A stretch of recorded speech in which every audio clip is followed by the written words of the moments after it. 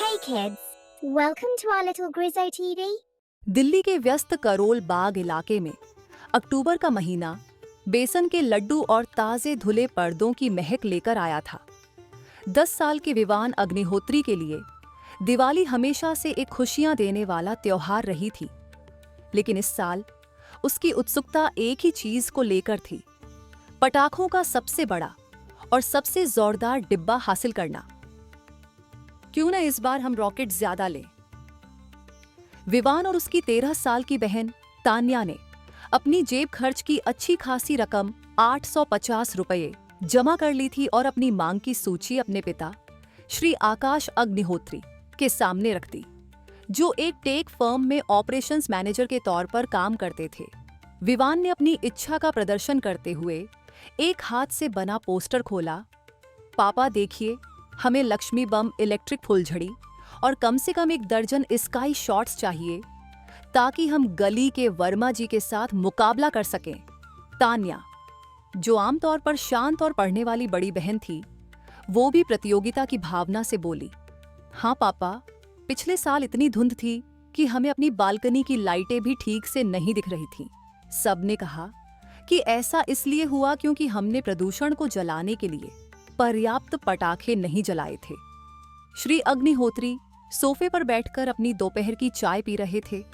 उन्होंने अखबार नीचे रखा। उन्होंने अपने बच्चों को देखा, जो त्योहार की मासूम प्रबल इच्छा का मूर्त रूप थे।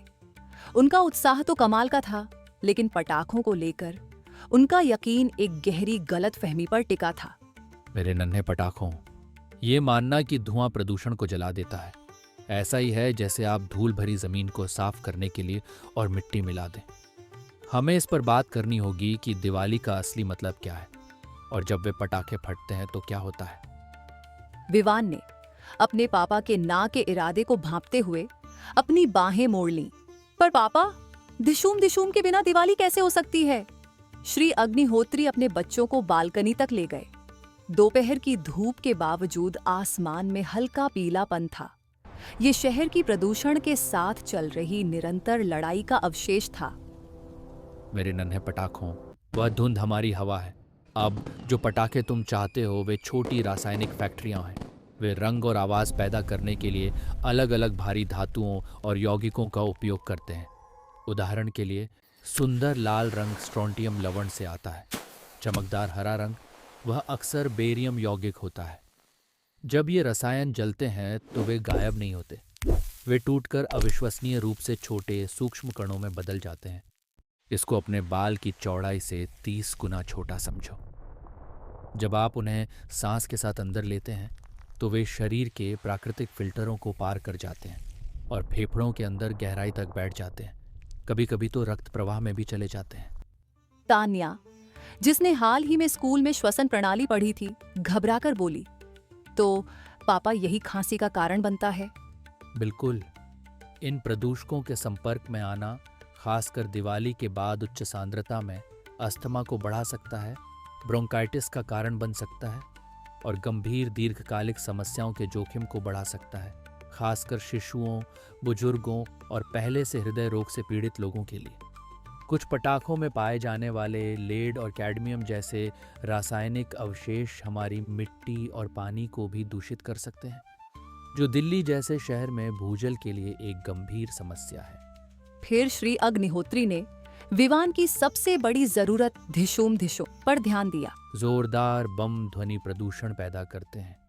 एक सामान्य लक्ष्मी बम 120 से 145 डेसिबल तक पहुंच सकता है। यह टेकोनफ पर एक जेट इंजन से भी तेज है।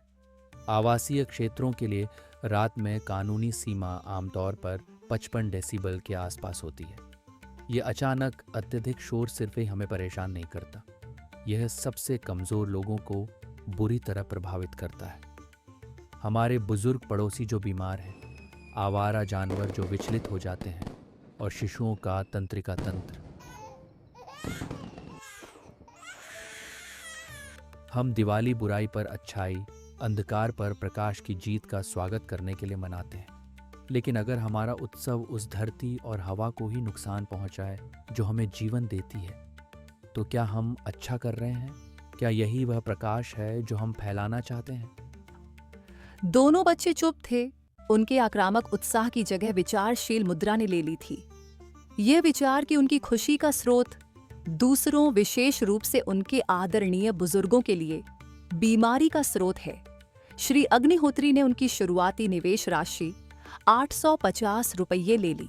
हम अब तक की सबसे अच्छी दिवाली मनाएंगे, लेकिन एक प्रकृति रक्षक दिवाली।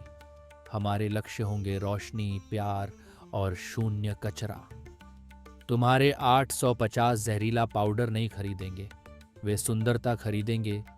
हम 150 पारंपरिक बिना रंगे मिट्टी के दिए खरीदने के लिए कुम्हार गली जाएंगे। परिवार ने अगले दिन पुरानी दिल्ली के पास एक छोटे कुम्हार परिवार से मुलाकात की। विवान और तान्या ने कुम्हार दादा को चाक घुमाते हुए देखा, गीली मिट्टी के एक पिंड को क्लासिक सुंदर दिए में बदलते हुए देखा। उन्होंने दीपक खरीदे और शाम को उन्हें प्राकृतिक वनस्पति आधारित रंगों और हल्दी के पेस्ट से सजाने में बिताया, जिससे कला के छोटे छोटे नमूने तैयार हुए। इससे एक स्थानीय कला को समर्थन मिला और ऊर्जा की खपत करने वाली इलेक्ट्रिक झालरों की मांग भी खत्म हुई। श्रीमती अग्निहोत्री ढेर सारे फूल लेकर आईं और बोलीं, इस साल हमारी रंगोली के लिए कोई रासायनिक पाउडर नहीं। हम 3 चीजों का उपयोग करेंगे। पीले रंग के लिए गेंदे की पंखुड़ियां, लाल रंग के लिए गुलाब की पंखुड़ियां और सफेद रंग के लिए चावल का आटा। तान्या, ये तुम्हारे लिए चुनौती है। एक 3 मीटर की रंगोली डिजाइन करो जो पृथ्वी और स्वच्छ हवा का प्रतीक हो। तान्या ने अपनी कलात्मक ऊर्जा को लगाते हुए घंटों तक पंखुड़ियों को सावधानी से व्यवस्थित किया। परिणामी डिजाइन शानदार था। प्रवेश द्वार को एक कोमल प्राकृतिक सुगंध से भर रहा था, जो जले हुए बारूद की तीखी गंध से बहुत दूर था। इसका अतिरिक्त लाभ यह था कि पूरी सामग्री बायोडिग्रेडेबल थी और बाद में खाद बनाने के काम आ सकती थी। विवान की शुरुआती निराशा एक पल के लिए फिर से उभरी, लेकिन उसके पिता ने इसका अनुमान लगा लिया था। तुम सबसे जोरदार आवाज जो कर सकते हो विवान, वह है सामुदायिक आनंद की आवाज। हम बचे हुए पैसे से 2 दर्जन पौधे, हवा को शुद्ध करने वाले छोटे पौधे जैसे स्नेक प्लांट और पीस लिली खरीदेंगे। फिर बच्चों ने जूट के कपड़े में पौधों को लपेटने और हाथ से लिखे छोटे कार्ड लगाने में मदद की।